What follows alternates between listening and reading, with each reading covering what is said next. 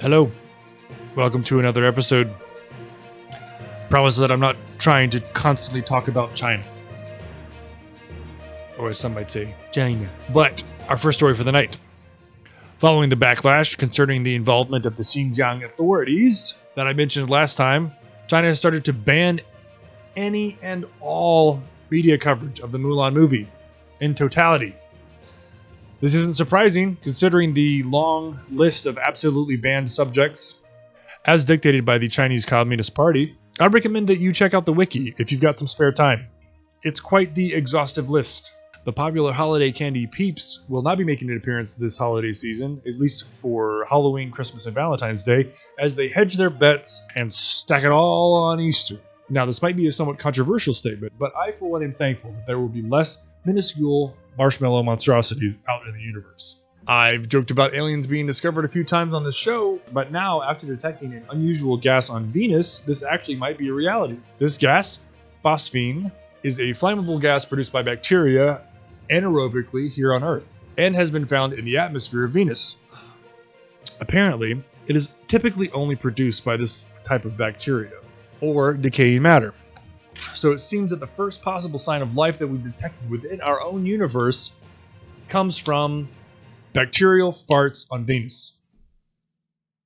Gender reveal parties have been a weird trend for about 12 years. Most don't leave a lasting impact, other than like the random dad that gets super disappointed because he wanted a boy instead of a girl, and he names his daughter something really gender neutral like Taylor or Sam, always caveating it that it actually means Samantha or Kindle. But imagine finding out on the day that your young self gets access to the internet, let's say 13 years old, that your parents caused one of the most poorly timed wildfires in history, just to tell the world that you're a boy, and already a huge disappointment.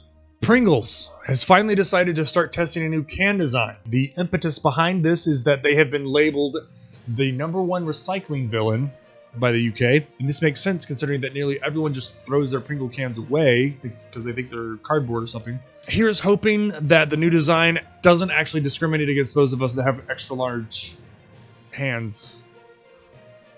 I shouldn't.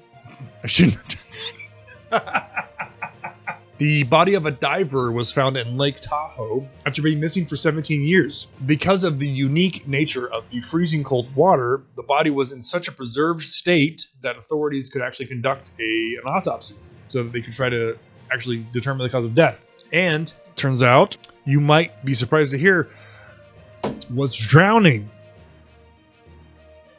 So for our last story of the night, an organization that is calling itself Pull Over Prevention has started to offer free auto maintenance as a easy way to prevent police interactions. They will assist owners with typical things like broken brake lights, tail lights, and signal lights, as well as they check tires and fluids. So it's an actual organization that you can look up on Facebook. So Pull Over Prevention. Not really a joke here, but I felt like it was some good news that I would like to share and encourage everybody else to, get involved with your communities and your neighbors.